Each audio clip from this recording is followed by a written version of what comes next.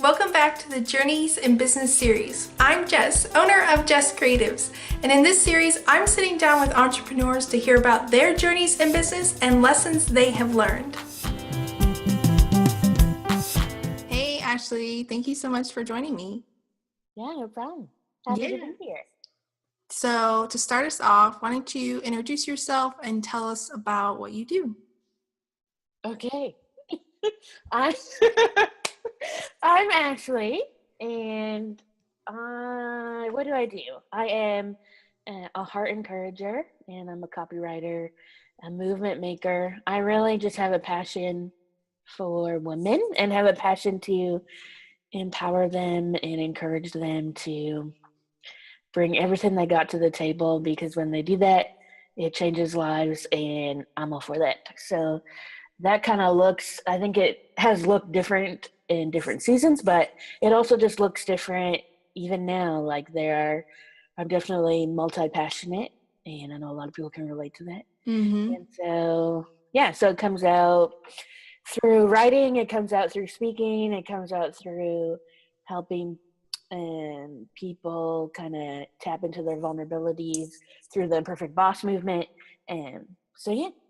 Okay, so now you have to tell us what this Imperfect Boss movement is. Oh, all right. So the Imperfect Boss is a social media campaign that I started last spring.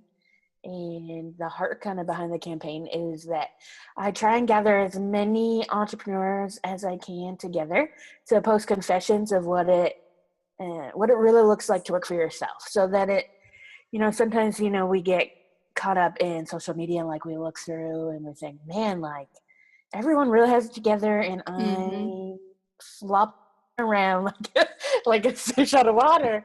And so what am I doing wrong? But really, I think we're all feeling that to some degree. So the idea was to kind of break the facade, if you will, and get people to post confessions.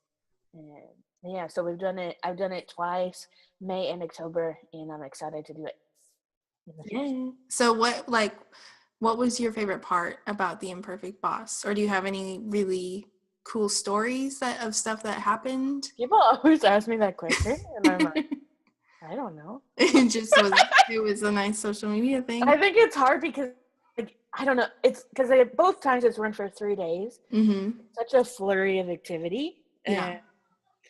That afterwards, in some ways, I'm like, what just happened? Then, and I find that in something like this, people aren't necessarily coming to me and telling me stories of how it impacted them. They might post it on social media, but I'm not necessarily soaking in every one of those stories. Yeah. Maybe that's something that I need to do, but so I have it in a moment like this. Yeah. You're definitely not the first person to ask. I normally make something up. I'm like, well, I don't make something up, but I'm like, oh, there's just lots of stories of stories, because it's a story thing. People always want me to get specific, but then I just say broad. Yeah. Do you remember how many girls participated in October? All I know is that there were 1,900 posts. Oh my gosh. Some people could have made more than one post, so I don't know. Yeah. I think I did too. I know I did 2 in May. I think I may have done 2 in October. There's always diehards that are there I'm going to do it every day. Every day. So, and then there's even people who sign up, but then they get scared and they don't post. They kind of just watch other people post. Mm-hmm. And then sometimes maybe they'll get the courage to do it next time. Yeah. It all depends. Yeah. No, I think it's really cool. I was scared to post mine, especially because my followers are a mix of quote unquote real life friends. Not that I don't have real, but not entrepreneur friends. Yeah. Mm-hmm. That I don't even know why they still follow me, because all I post about is my business.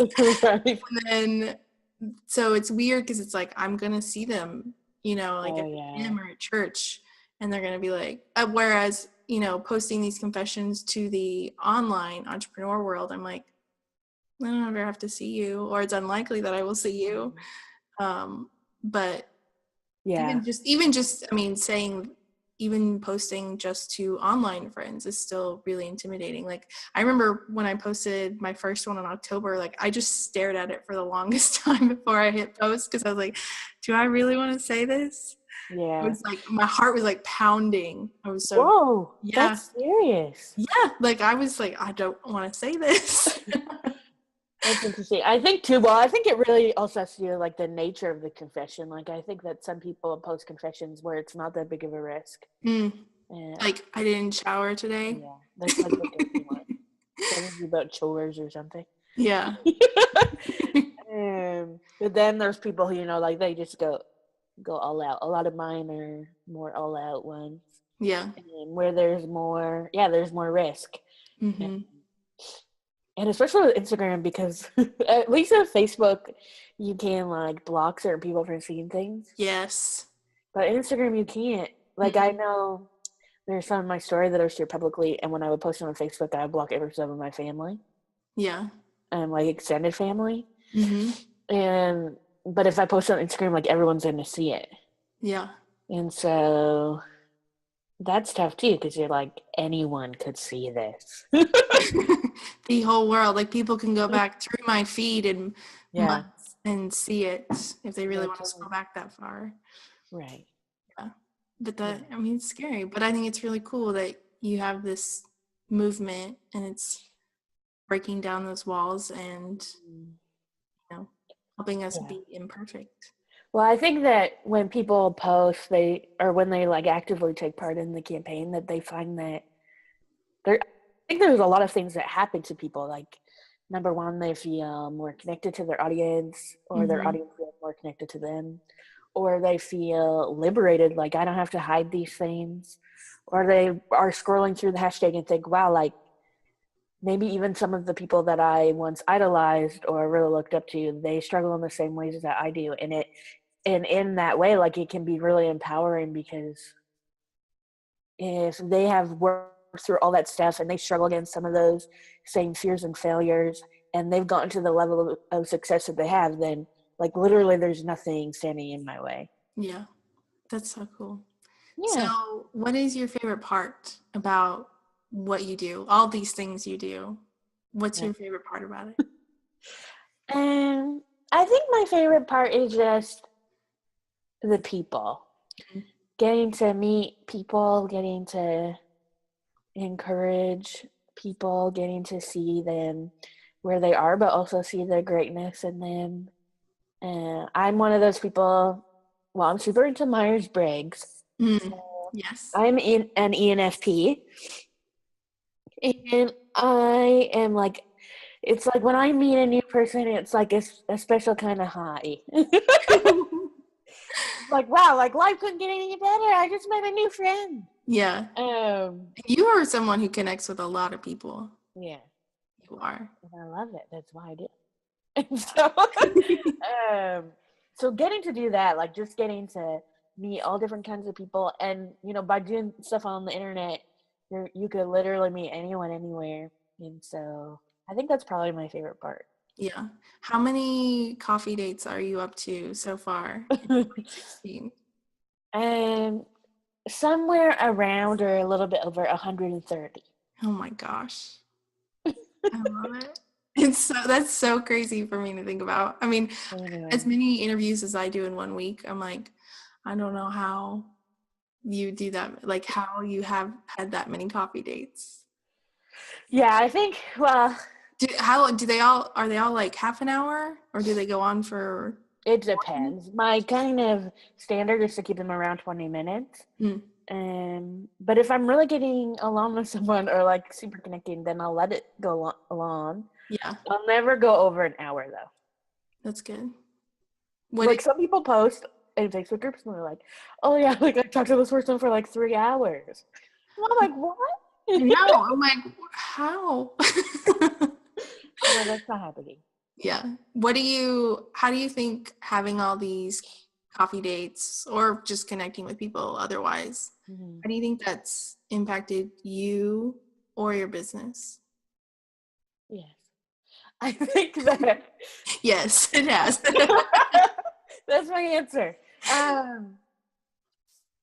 Well, I think it makes people feel like they really know me, and it's given me the opportunity to really get to know a lot of people. The biggest thing I have found, especially when it comes to copywriting or in like kind of in that area of my business, um, it's so much easier for someone to refer you if they feel like they know you. Yeah. And so, because I'm actually posting about this on my blog this week, but I have 3 pillars or kind of steps in my connection calls. And the first one is, they're basically like 3 questions. First one is basically like, who are you? The second person is, it's not the person. The second question is, and what do you do? Like, what is your business, or why did you start it, or whatever. And then the third one is, how can I encourage you? And so on that third one, I mean, with all those questions, like likely the person's gonna ask it back. Yeah. Sometimes they don't, but sometimes you're like, I'm just here to interview you, apparently. Yeah. Basically. And so that third spot, especially if you're like a service-based business, is a great place that would be like, oh, if you know of anyone who needs something that I offer, like, can you refer me? And I think I've gotten a lot of referrals that way. Yeah. And as well, I just think that it has really allowed people to recognize who I am. Like, I think it has given me some brand recognition, just connecting with that many people in a one-on-one thing. Have you done any like collaborations as a result of these calls? Or just connecting? It's a good question. I mean, I know there's 130 people to think through. Yeah, I had oh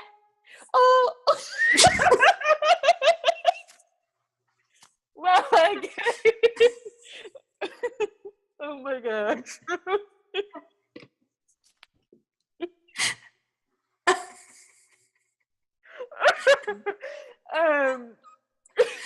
I'm dying. Okay.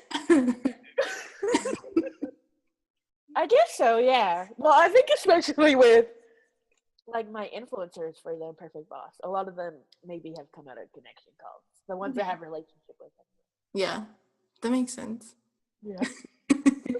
So why do you do what you do? Basically because I have this vision for women. I believe that there is so much goodness sitting in women right now as we speak.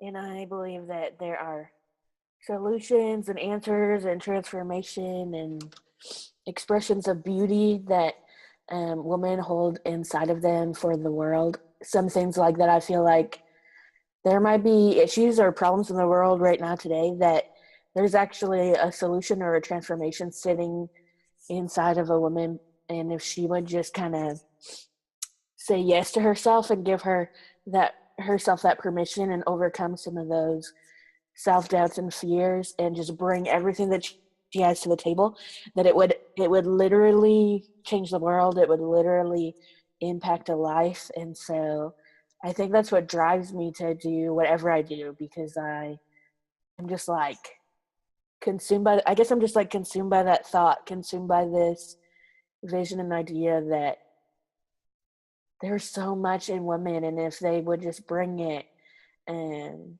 I could just spend my life like encouraging and empowering women to just bring that thing, and not only watch them they'll come alive in that process, and to watch them do that, but then also to watch the look on everyone else's face when they bring it, and lives are changed because of it. Oh my gosh, I'm gonna vote Ashley for president.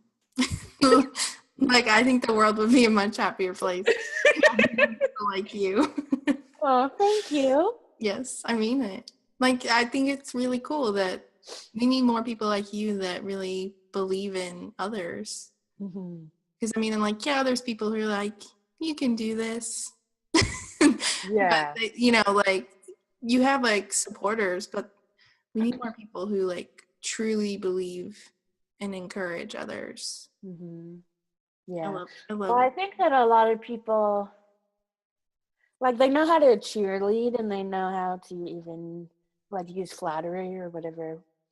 Um, but there's something about that it like feels nice in the moment, but it also feels like kind of empty, you know? Mm-hmm. And I think true encouragement is born out of acknowledging where people are, but seeing beyond them, like seeing what they are capable of or seeing their potential and speaking to that thing instead of speaking to where they are. Mm-hmm. And I feel like it's kind of an art in some ways. Like I think it takes a lot of practice to be able to almost even just train your eyes and perceptions to see people beyond where they are. Yeah. Yeah. But that stuff, when you can start to speak to people in that way, like that impacts people. Like that sits with them for a really long time. That can define them. So, and that's why I love encouragement. Yeah. Yeah. You were a big, like, I feel like in the last several months, you've helped me realize how much I love teaching. Oh, really? Yeah. Like, Oh, that's because that great. one time when we were talking and I told you I used to want to be a nurse and a teacher, Yeah. and I can't exactly remember what you said now, but whatever it was, it kind of stuck with Yeah. me and made me think a lot. And now I've started to kind of see that. Yeah. My whole theory on how, On all the things that you wanted to be when you grow up and what they mean. I yeah, should how write they like a impact blog your post business about today. that. Yeah. Because I'm starting to see it more in my business. And partially I'm seeing it more because I'm acting on it more Mm-hmm. and realizing like, oh yeah, that's why I've been doing that all this time. Yeah. And then just trying to hone in on it more. Yeah. Well, I think that it's that idea too of like whatever we're aware of or whatever we're focusing on, we just start to see more of it and more of it. Mm-hmm. And which is why it's a really good idea not to focus on the bad thing. Yeah. Yeah. Makes sense. That's my tip Mm-hmm. for anyone listening. Yeah. So, if you could go back to when you first started your business Mm-hmm. and tell yourself something for this road ahead of you, what would you tell yourself? Can I pick two things? Oh, yeah, you can pick 5 things. Oh, wow. 3 hours later, we're still going. She still has this long list of lessons, all these things. Number 332. Wow, that'd be crazy. Okay, the first one I want to say that I would tell myself has to do with confidence.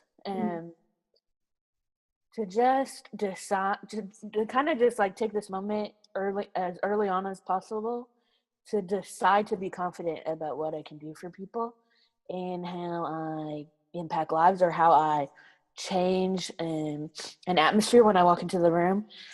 I think that I was actually thinking about this before I went to sleep last night, but I think that with women, like I see it a lot with women, is that we have like this kind of like this hope mentality. Like, I hope that I'm really good at this, or Mm, I hope that I change lives, or I hope that I'm awesome. But at some point, I feel like that hope has to turn into conviction or confidence that I know that this is what I do, and I know that this is how I can help you, and I know that this is how I can encourage you, or whatever it looks like for you. And so, um, I think that would be the first one to like get to that place as fast as I can, because that will impact my life, my business, my ability to lead. mm-hmm. And then the second thing I would say is I would tell myself, don't care so much about what people think. Don't take everything so personal. When someone is rude or when they block you online, like just shake it off because it goes back to what we were just saying actually. And like if I'm so focused on that, like I'm focused on who stopped talking to me or like who has criticized me online or who has blocked me online or whatever. But then I just am so focused on that I'm not even aware of all the people who are like loving what I'm doing or subscribing to my stuff or whatever. Yeah. And that's really gonna like it's really gonna impact what I'm able to bring, like what I'm able to create, what I'm able to pour into people. And so I think I think that's been a more recent breakthrough for me. I think that just being such like a feeler of the feels. I take everything so personally, like I do too. I'm like, they hate me. Yeah, I think I take things way too personally. I kind of hate how, I mean, and obviously, like, as business owners, our businesses are like part of us, like part of our lives. Yeah. And sometimes I wish there was a switch to like turn it off. So I can like separate myself from my business. So I stop taking things personally and like just see it from a business perspective instead of like, they hate me. I'm like, why is no one liking my stuff? Why? It's like a popularity contest again. If they don't like me, they must hate me. Yes. Like there can be a middle ground of just I know. like the in between, whatever is between like and hate. But yeah. What is there? I don't know. The neutral ground, I guess. Yeah. Yeah, so I would definitely tell myself that, like, to get over that, and to, but also, like, when I'm feeling things in my business, and not to, like, say things to myself like, oh, like, just get over it, or like, you need to get tougher skin or whatever, but instead have compassion on myself in those moments and process emotionally what's going on. Because if I just do that, if I just am like, oh, Ashley, like, you just need to get it together, that's like one of my biggest inner thoughts. You just need to get it together. And that stuff is, I'm just going to stuff it down, but it's not necessarily going to find healing, or it's not necessarily going to get out of my system. And so the next time, like, I do something in my business and there's risk involved, or there's like upset people involved, or something like that, and all that stuff is just going to like rise to the surface inside of me and be like, remember me? This is still That happening. time you got hurt. Remember that time and someone was rude to you. Remember what happened. Remember how much that hurt.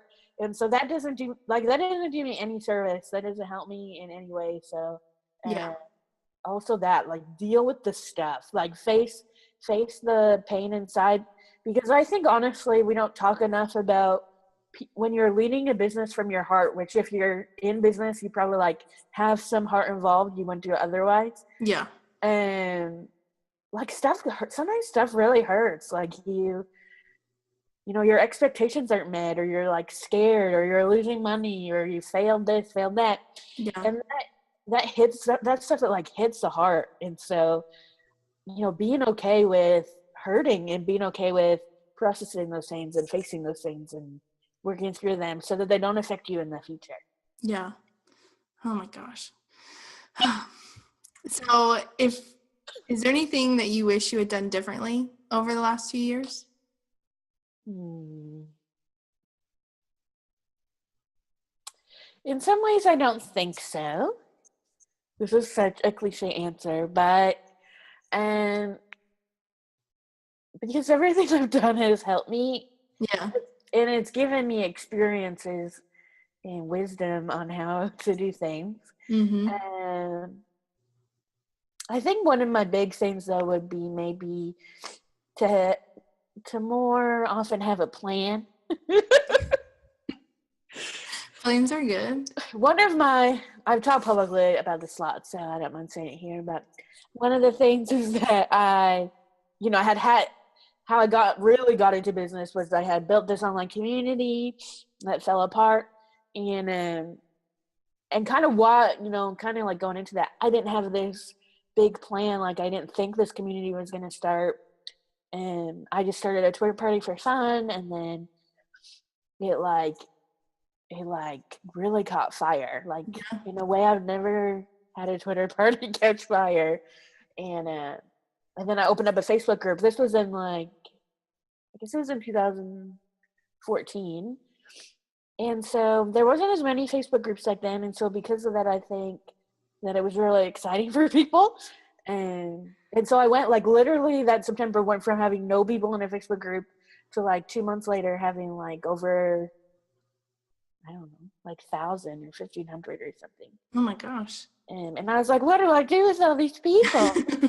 Where are we going? I don't even know. And then it was confusing, and I wasn't attracting the right people, and I brought people onto my team that I was just kind of trusting people, but maybe it wasn't the best idea. Mm-hmm. And I just didn't have a plan. I didn't even necessarily have a vision. I have learned over the years that normally if I'm going to start something, I need to put more thought into it, because I have this ability apparently to bring the people together. Bring the people together, and then I don't know what to do now. The same thing happened with the Imperfect Boss the first round. Like it had so much momentum, and then I was like, I don't even know. Yeah. Because a lot of people were like, well, you'd think like you would sell something at the end. And I was like, I don't have anything to sell. I don't know. Yeah. I just wanted to do it's also cool. I also think it's kind of cool that you didn't do these challenges or even the Twitter party, I don't think, to like sell something or to promote something, or like, secretly in 6 months I'm gonna launch this program. Yeah. Like, I mean, not that anything is wrong with selling stuff, but I think it speaks to like who you are, that you just create these things to bring people together and to encourage women and all that kind of stuff. And you're like, I don't have to sell anything. Like, I just wanted to bring people together. That's all I wanted to do. Oh yeah. And you did. I did. I brought them together. Brought them together. Yeah, I think it's hard because I think there's like different groups of people. Like there's those of us who don't even think about selling, and there's people like that's all they think about. And then the people who don't ever sell, like they need to learn how to sell something at some point because they need to pay their rent. You're like, you have to pay for stuff. People are always telling me that, like, you need to figure out how to make money. But I am like at that stuff, the community and encouragement stuff, and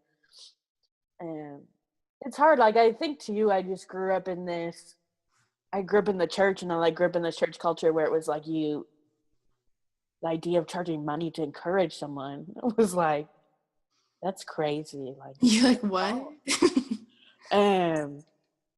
So I don't know. It's tough. Like just the way it all has to do with like your life experience and the way that you see different things. So. Yeah.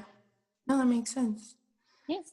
So what are you working on for 2017? What's coming up next?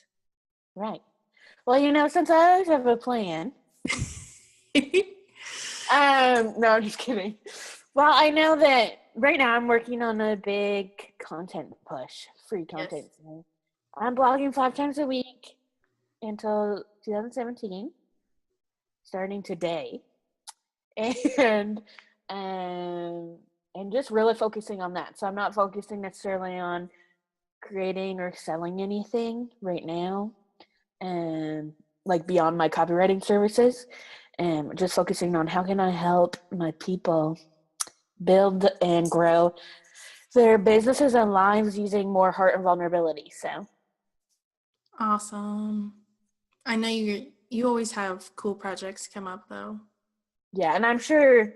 Well, and I know in 2017 we'll do 1 to 2 more rounds of the Imperfect Boss. So there you go.